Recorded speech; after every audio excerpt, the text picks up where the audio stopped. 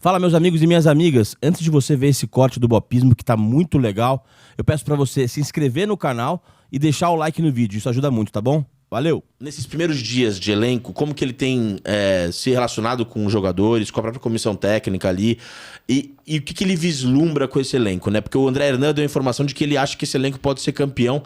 Eu queria saber, com as suas fontes e tudo mais, qual que é o clima no São Paulo em relação ao Zubeldia depois dessa estreia brutal que ele teve contra o Barcelona? Lembra muito Dorival, porque ele chega num ambiente um pouco devastado, moral lá embaixo, e já chega enérgico, chega querendo trabalhar. Então, assim, observação de campo contra o Guayaquil.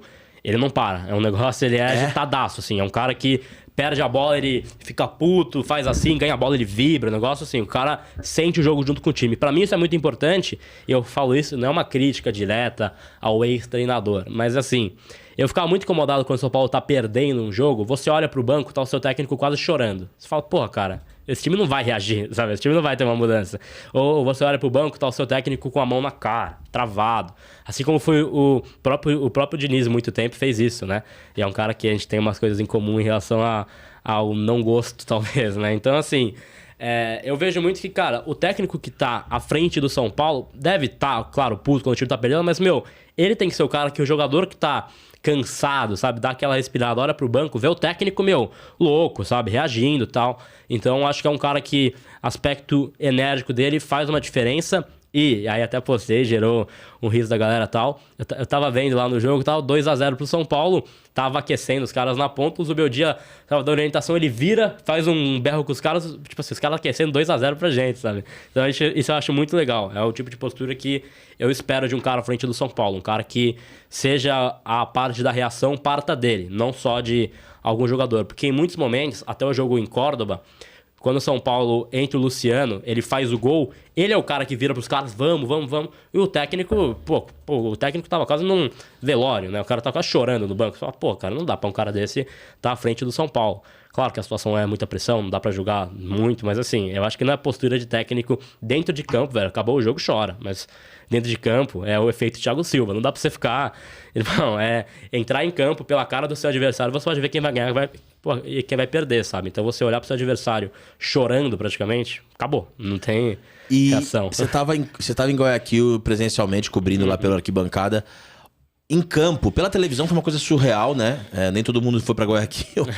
Eu tava vendo daqui mesmo. Mas em campo, foi impressionante o São Paulo à disposição, né? Total. Porque muita gente falou do 4-2-4. Eu não vi um 4-2-4, eu vi um 4-3-3 muito claro, com o Luciano jogando junto com o Pablo e Alisson, muito mais perto deles dois do que dos três da frente. E às vezes o André indo pro meio. Enfim, sim, um 4-3-3 mesmo. Mas eu queria saber como que você viu não só taticamente a disposição, mas a mobilização dos torcedores. Outro time, né, cara? Outro time. Pô, time que morde, time que não tem bola perdida, time que marca junto, não é aquela coisa espaçada que era do Carpini, que deixa espaço livre e tal, mas entra muito também, e acho que ele soube ler muito bem o jogo. Eu falei hoje na live da arquibancada do Tricolor. Por quê? O São Paulo começou a ter um certo sofrimento em vários momentos do jogo, porque o Rojas, o camisa 11 do Barcelona, começou a apavorar o Igor Vinícius, começou a tal. Aí o técnico interino, Germán Correia, tira o Rojas, e aí ele toma vaia do estádio em Guayaquil, os caras ficaram putos que ele tirou. Ele coloca, acho que o 16, que é um cara mais de área. O jogo passou a ser, corta a bola ali na direita, ganha de cabeça, dá na área e vê se o centroavante consegue chegar batendo. O Zubeldia inteligentemente pensando o quê? Pô, bola só em cima do Igor Vinícius, tirou o André, isolou o Igor como ponta pra ser um escape e colocou o Diego Costa. Aí o São Paulo voltou pro jogo. O São Paulo não perdia mais bola aérea, o Diego entrou bem. Então acho que é o tipo de leitura de jogo que, pô, você entende o que o cara faz, né? Claro que tem tudo que vai ficar puto. Pô, colocou o Diego de lateral? Sim, porque o jogo pedia colocar o Diego de lateral. Fez bastante sentido. Tipo de coisa que eu acho que é uma leitura que o Zubeldia teve, que é muito... Mostra que o cara sabe onde está pisando, pelo menos. A minha preocupação com o Zubeldia é ele ter essa postura enérgica, porque o São Paulo ele também tem uma postura enérgica. Sim. E ele é um fio desencapado, né? Onde ele chega, ele incendeia e tudo mais, eu acho ruim. E o Zubeldia é um cara que tem um histórico de tipo assim, não tá funcionando pra mim, eu pego meu boné e vou embora. Sim. Eu acho que o São Paulo tem que ser muito habilidoso no clube, na gestão, a instituição, pra não colocar ele numa posição que ele não goste de estar, porque ele não tem gestão de nenhuma... crise vai ser foda. Exato. Eu acho incrível também, eu concordo com você que eu sentia falta de ver um treinador Pulsando o jogo. pulsando o jogo exatamente assim, porque eu acho que é diferente. O Dorival não era assim, o Carpini não era assim, o Crespo não era assim, o Rogério era, mas o Rogério era parecia que era na base do desespero, assim, da raiva, sabe, Sim, dos jogadores. puta. O Zubeldia parece uma coisa de, enfim, mas... Mais Abel, né? Mais Abel, exatamente. Inclusive hoje vai ser um xadrez ali do lado, né? Vai ser legal. Quero ver. Então, eu acho que isso é uma coisa que vai ter que dosar. Essa energia pra não virar uma coisa absolutamente inflamável, sabe?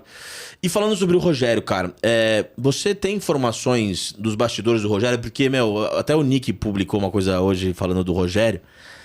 E o Rogério é impressionante, assim, como ele sempre foi uma unanimidade enquanto jogador. Mas enquanto treinador ele é absolutamente divisivo, né? Tem a seita cenista, tem os caras que são cegos pelo Rogério, tem gente que é crítica ao Rogério.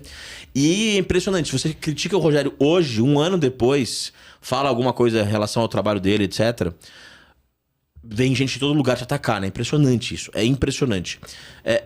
Como que você lidou, você falou em off que, pô, você é seu ídolo, caramba, tal... Como que eram os bastidores dele? Ele de fato era um cara de dificílimo trato com as pessoas ou isso é um exagero? Ele foi traído pelos jogadores do elenco? Como que você enxergava isso? Cara, eu acho que assim, o Ceni tem uma coisa com ele que ele sempre foi um baita profissional, sempre foi o cara que sentia o clube todos os dias e queria dar o seu máximo. Então, ele espera do grupo dele o mesmo nível de afinco pela coisa que ele tá fazendo que ele tinha quando ele era jogador. Sim. Quando ele tromba o cara mais relaxado, tromba o cara mais assim...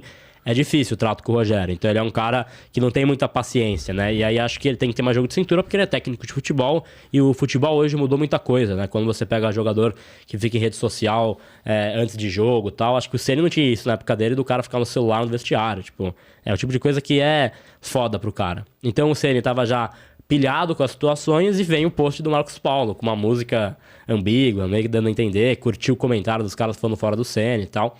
E aí o Rogério, como bom pró-trabalho que ele foi até a Barra Funda, juntou o grupo e meio que intimou o Marcos Paulo na frente dele, tipo assim, e aí, fala agora, sabe?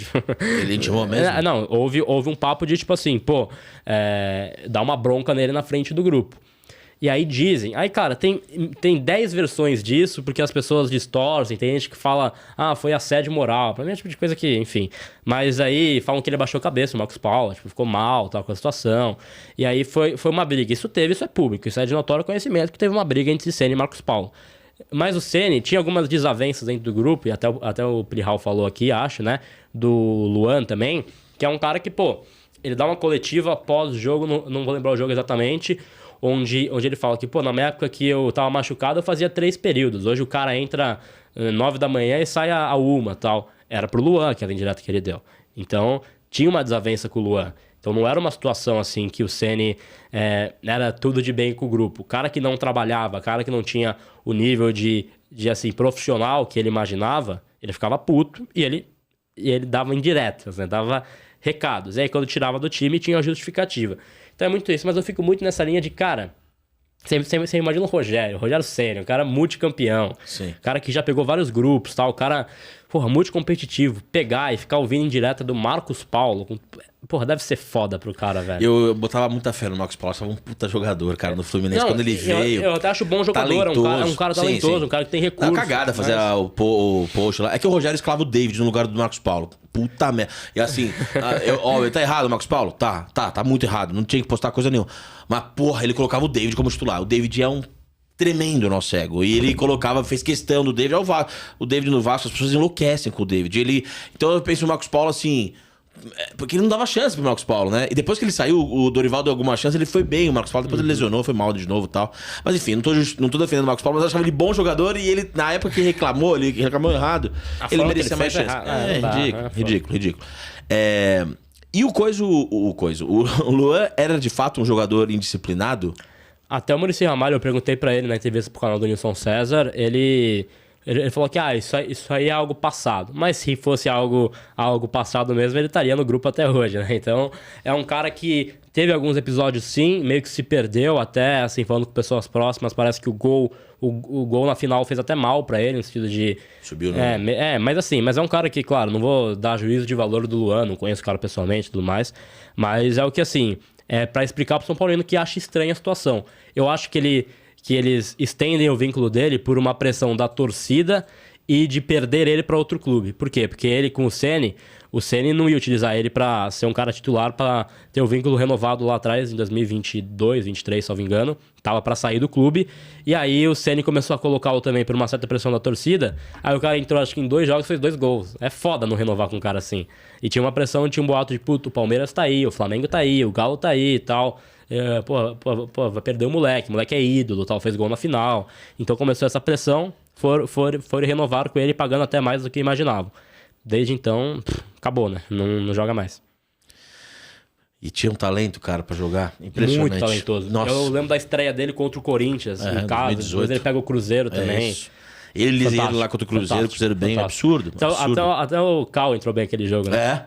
Todo mundo entrou bem. O Cal entrou arrebentando. O Luan, infelizmente, eu achava um talento e muito subestimado. Jogador muito subestimado.